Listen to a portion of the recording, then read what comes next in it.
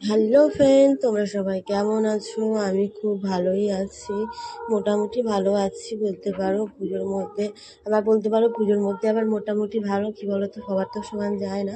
তাও ভালো আছি মোটামুটি। তো হাজব্যান্ড বাড়িতে এসছে, তো আমরা সবাই ঘুরতে এসেছি, দুজনে ঘুরতে এসেছি। খুব ভালো লাগছে আর প্যান্ডেলগুলো খুব সুন্দর হয়েছে। আর দেখো, এই হলো আমার হাজব্যান্ড, পিছনেতে ভিডিও করছে। তো আর গরম হচ্ছে, যা ঠেলাঠেলি হচ্ছে, এত গরম যে কি বলবো তোমাদের। চারপাশটা এত ভিড় যে বলারও বাইরে, অতিরিক্ত ভিড়। আর গরমও পড়ছে, যে কি বলবো তোমাদের, কিছু বুঝতে পারছি না। গরমে আর থাকতে পারছি না, এত কষ্ট হচ্ছিল, বিশাল কষ্ট। আর ভিড়ে তো ঠেলাঠেলি যেন বেশি হচ্ছে, আর মাঝখানটা কিছুটা খালি, আবার ভিড়। তাও আমি আসতে পেরেছি, এই অনেক ভিড় হোক আর যাই হোক। এবছর তো ভেবেছিলাম যে আর ঠাকুর দেখতে যাওয়া হবে না আমার, তাও যে এটা আমি দেখতে পারছি এই আমার কাছে অনেক। আর লাস্টে আর ভালো লাগছে না বলে একটু বসে পড়েছিলাম। এত ভিড় ভালো লাগে তোমরাই বলো না, চারদিকটা এত লোক, বসার জায়গা নেই। আর এই আমরা ভেতরে ঢুকছি, দড়ি খুলে দিয়েছে আর কি। সামনে 3টে দড়ি আছে, তো সেই অনুযায়ী আমরা 3 নম্বর দড়ির সামনে আছি। তো প্রায় দড়িটা তুলে দিয়েছে, আমি আমার হাজব্যান্ড তাড়াতাড়ি করে আগে ওখানে যাচ্ছি। আর তোমরা আমাকে বলো এই প্যান্ডেলটা কেমন হয়েছে, কার কার ভালো লাগবে, আর এই প্যান্ডেলটা কোথায় সেটাও জানিও। যদি কেউ গিয়ে থাকো তো এটা কোথায় আমাকে অবশ্যই জানিও। এটা আমাদের বাড়ির কাছাকাছি বলতে পারো, খুব একটা বেশি দূর না। তো ওখানেই উঠেছিল। তো তোমরা কারা কারা এই জায়গাতে গেছো প্যান্ডেলে ঠাকুর দেখতে, আমাকে কমেন্টে জানাও।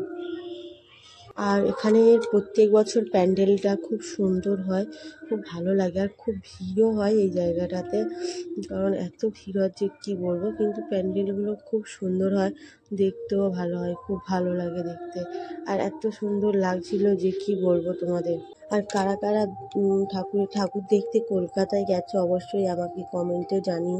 আমি কলকাতায় যাব বলে, কিন্তু আর কি একটা প্রবলেমের জন্য আর যাওয়া হয়নি। আর একটা অর্জুনপুরে যে একটা প্যান্ডেল উঠেছে না, ওখানে যাবো বলে, এবার আমরা ঠিকঠাকভাবে ঠিকানাটা পেয়ে উঠিনি, তো যাওয়া হয়নি। ওই জন্য আমাদের আশপাশের ঠাকুরগুলো বলো, আমাদের ডায়মন্ড হারবার আর একটু দূরে কলকাতার কাছাকাছি বলতে পারো, ওখানে গেছিলাম। তো ওই গিয়ে দেখে এলাম কিছু ঠাকুর, আর দুদিন গিয়ে দুদিনই দেখেছি। তারপরে তো আবার আমার হাজব্যান্ড নবমীর দিন কাজে চলে যাচ্ছে, তো সে ফাঁকে তো আর যাওয়া হবে না। তো ওই জন্য আর কি দুজনে মিলে দুদিন দেখলাম। আর এটা আরেকটা প্যান্ডেল, তো এই প্যান্ডেলটা জাস্ট অবাক হয়ে যাওয়ার মতো প্যান্ডেল, এত সুন্দর হয়েছে যে কি বলবো। আর ঠাকুরটার গায়ে সোনা ভর্তি, আসল সোনা ভর্তি। তো সত্যি প্যান্ডেল হয়েছে তো এরকম, জাস্ট ফাটাফাটি প্যান্ডেল হয়েছে।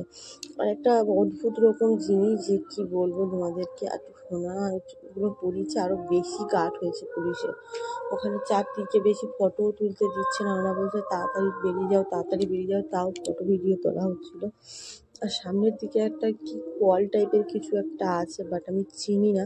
কি সুন্দর দেখতে লাগছিল তোমাদেরকে। বন্ধুরা, এই জিনিসটার কথাই তোমাদেরকে বলছিলাম, তোমরা যদি জানো আমাকে অবশ্যই জানিও এই জিনিসটা কি। অবশ্যই তোমরা কিন্তু ওই জিনিসটা কি আমাকে জানো। আর এটা আরেকটা প্যান্ডেল, সত্যি বলতে ভেতরটা এত সুন্দর থিম যে তোমাদেরকে কি বলবো। আমি তো দেখে জাস্ট অবাক হয়ে গেছি, এত সুন্দর কার্যকারী যে কি বলবো। তো এই ভিড়ের মধ্যেও এসব প্যান্ডেল দেখে শান্তি, যে এত কষ্ট করে লাইনে দাঁড়িয়ে এই প্যান্ডেলগুলো দেখতে পারছি। আর সত্যি বলছি, এত ভিড় হয়েছিল যে ওই ভিড়ের মধ্যেও দেখতে পেয়েছি এত সুন্দর সুন্দর প্যান্ডেল যে কি বলবো। আর এসব প্যান্ডেল কারা কারা গিয়ে দেখেছো আমাকে অবশ্যই জানিও, আর যদি নাও গিয়ে থাকো অবশ্যই গিয়ে দেখে এসো। তো টাটা সবাইকে। এই ভিডিওটা কেমন লাগলো অবশ্যই বলো, যদি ভিডিওটা ভালো লাগে তো like, comment, share and subscribe করে দিও। যতক্ষণ তোমরা সুস্থ থেকো, ভালো থেকো, সবাইকে ভালো রেখো, সবাইকে আগামী দশমীর অনেক